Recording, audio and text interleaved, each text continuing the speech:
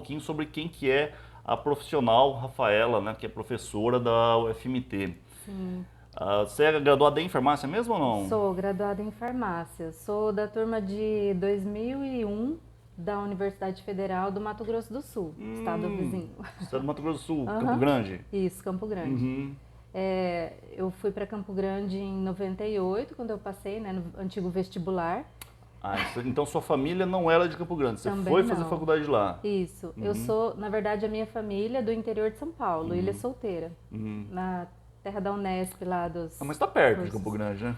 Sim, é muito mais perto, é 400 quilômetros de Campo Grande. Uhum. Então foi uma capital, tinha uma universidade federal num curso que eu gostaria de fazer, então eu optei por Campo Grande. Eu tinha duas opções, né? Ou faria a segunda fase em São Paulo, ou então faria o vestibular de Campo Grande, lá na UFMS. Eu optei pela Foi UFMS. pela FMS. Aham. Então eu sou da turma de 2001, formada em 2001, então na verdade, fevereiro agora de 22, fiz 20 anos de formada. Não fala isso. Eu Né? formei muito jovem. Né? Ah, tá claro, né? Há 5 anos atrás, né? Ó. E por lá eu fiz toda a minha, então fiz a minha graduação, também o mestrado, também o doutorado, né, na mesma área, com o mesmo professor, e foi Então muito você é puro interessante. sangue UFMS. Puro sangue, exatamente. Mestrado, graduação, mestrado e doutorado. Isso.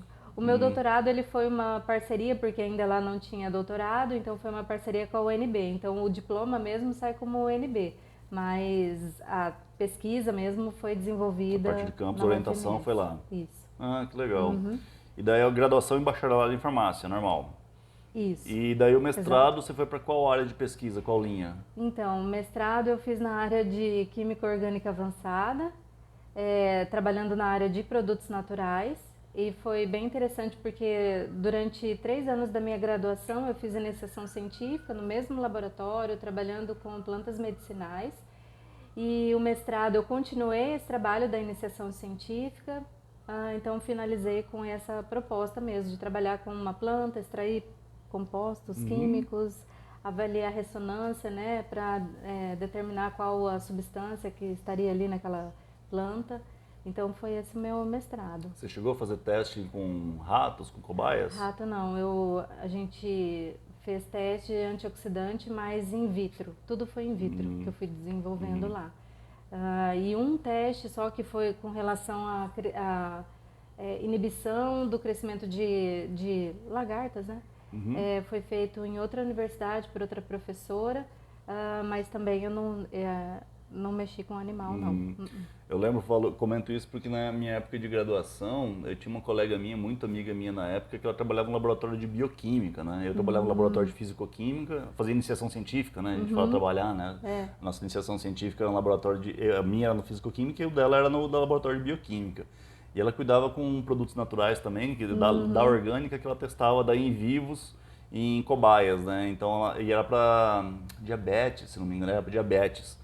E daí ela criava lá a cobaia, né, o ratinho, e fazia o ratinho ficar com diabetes. Então induzia a doença, e daí dava doce, dava chocolate, ficava quase um pet. Depois tinha que sacrificar. Era Eu bem não isso. sirvo para isso, não dá Eu não fiz certo. isso exatamente, mas eu fazia, assim, como um trabalho extra, né? Ajudei uma outra professora, que é uma professora de embriologia na época, e ela trabalhava com ratas prenhes. E eu preparava as tinturas lá das plantas, com as plantas que ela solicitava, né? Então, buchinha, carqueja, castanha da Índia, outras assim, todos que ela me pediu, eu preparava a tintura, que era um extrato alcoólico, passava para ela e ela administrava nas ratas para identificar qual causava aborto ou não, né, nas ratas. Mas eu não mexia nessa parte, não. Eu Então não era minha parte, não era também minha não área. dá certo para mim também não. E o doutorado seguiu a mesma linha de pesquisa ou não? Também com produtos naturais, mas já eram voltados para a área de ciências da saúde. Então aí sim nós fizemos testes antioxidantes também, né? E com plantas que eram utilizadas pela população, que eram bastante utilizadas pela população de Campo Grande, porque também nós fizemos um levantamento prévio de quais plantas eram mais utilizadas, aí dessas mais utilizadas nós escolhemos uma por ela ter uma semelhança muito grande com outra planta, que era a Marcela e o Jateicá, né? Elas são muito parecidas, tem os constituintes muito parecidos, porém em uma das plantas tem um constituinte bem diferente e que isso pode causar assim alguns casos de intoxicação. Então por isso é importante identificar, né, exatamente, saber qual é a planta que a pessoa vai utilizar, que é bastante arriscado assim para a população confundir. Por exemplo, olha, o guaco, ele tem no mínimo 5 variedades de guaco. E tem guaco que não faz efeito nenhum. E as pessoas preparam um chá assim, achando que aquilo vai ser que vai solucionar um problema de tosse, né, da pessoa, mas às vezes não.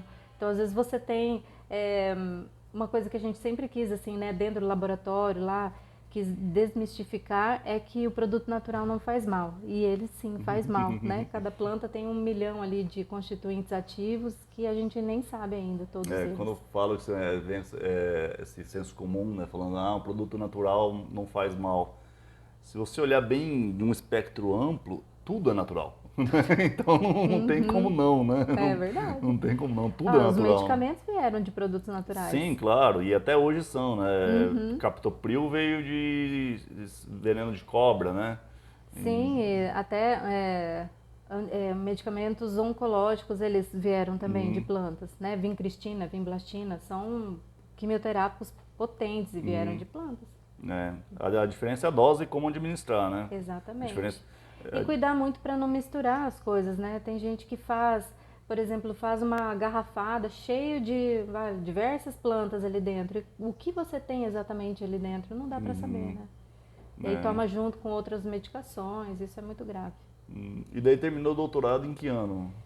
Terminei o doutorado em 2010, atrasei um pouquinho porque tiveram uns filhos no meio do caminho, mas finalizei em 2010.